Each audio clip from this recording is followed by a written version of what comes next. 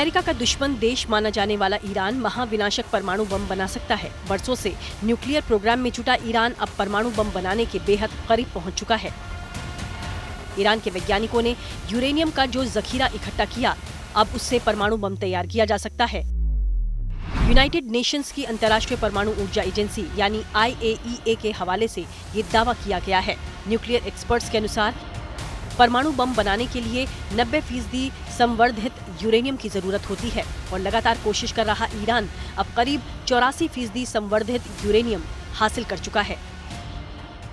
यानी ईरान परमाणु बम बनाने के बेहद करीब पहुंच गया है और उसकी ये कोशिशें दुनिया को बर्बाद करने की कहानी लिख सकती हैं।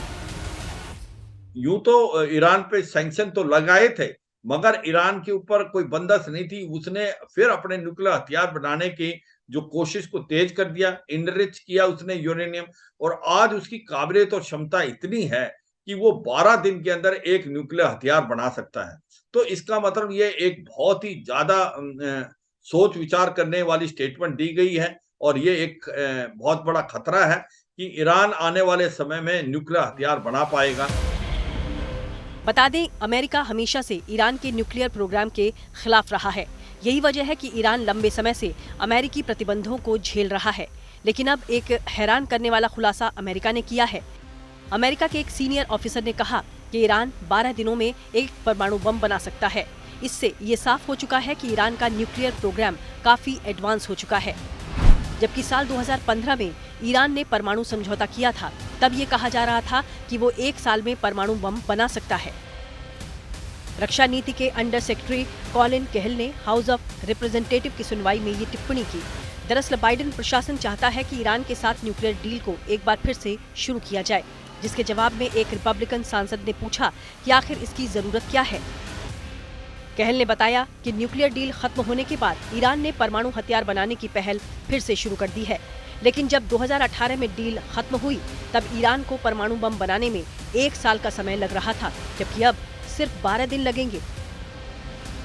रक्षा नीति के अंडर सेक्रेटरी कॉलिन केहल ने कहा, मुझे लगता है कि यदि आप इस मुद्दे को कूटनीतिक रूप से हल कर सकते हैं तो उनके परमाणु कार्यक्रम पर रोक लगा सकते हैं। तो ये दूसरे विकल्पों की तुलना में बेहतर है, लेकिन अभी डील होल्ड है। अमेरिकी अधिकारी पहले भी ईरान के परमाणु बम बनाने में लगने वाले समय का अनुमान लगाते रहे हैं, लेकिन अभी तक सिर्फ ये बताया जाता है कि उसे बम बनाने में कितने हफ्ते लगेंगे। लेकिन ये पहली दफा है जब किसी अधिकारी ने सीधे दिन बता दिया। हालांकि 12 दिन में ईरान परमाणु बम बना नहीं सकता है, मगर अब ऐसा लगता है कि ईरान भी बहुत नजदीक है न्यूक्लियर हथियार बनाने के, और वो 12 दिन के अंदर ही हथियार बना लेगा। तो ये एक सच्चाई है कि जो ईरान इस पे काम करता रहा है, कहीं ना कहीं हो सकता है इसको टेक्नोलॉजी की मदद या तो पाकिस्तान ने की है या रूस ने भी हो सकता की हो। तो आज उसकी काबिलियत और क्षमता है कि वो 12 दिन के अंदर ही न्यूक्लियर हथियार बना लेगा, क्योंकि उसने अपनी जो टेक्नोलॉजी है यूरेनियम को 95% एनरिच करने की, जिसकी रिक्वायरमेंट है न्यूक्लियर हथियार बनाने के लिए, वो ऑलमोस्ट उसने पूरी कर ली है। अमेरिकी अधिकारियों का मानना है कि ईरान भले ही परमाणु बम बनाने के करीब पहुंच गया है, लेकिन अभी भी उसे बम बनाने की तकनीक में महारत हासिल नहीं है। अमेरिका और ईरान के बीच 2015 में डील हुई थी, जिसे 2018 में डोनाल्ड ट्रंप ने खत्म कर दिया। इस समझौते में ईरान को आर्थिक प्रतिबंधों से राहत दी गई थी, लेकिन बदले में उसने बम बनाना बंद कर दिया था। पिछले 2 साल से बाइडेन प्रशासन डील करने की कोशिश में है, लेकिन उसे सफलता नहीं मिल पा रही है। रूस यूक्रेन युद्ध के बाद बदले समीकरणों ने ईरान को रूस के साथ ला दिया है। ऐसे में ईरान के परमाणु बम वाली खबरें अमेरिका की टेंशन बढ़ा सकती हैं, जबकि ईरान रूस को पहले ही अपने ड्रोन दे चुका है, जिसकी वजह से यूक्रेन में काफी तबाही भी हुई है। वहीं रूस भी ईरान को सैन्य सहायता देकर उसे मजबूती दे सकता है और अमेरिका के लगाए गए प्रतिबंधों का असर भी कम कर सकता है। ईरान अमेरिका से अपने शीर्ष सैन्य कमांडर कासिम सुलेमानी की हत्या का बदला लेना चाहता है। ईरान सुलेमानी की मौत और अमेरिका से न्यूक्लियर डील को खत्म करने के लिए ट्रंप को जिम्मेदार मानता है।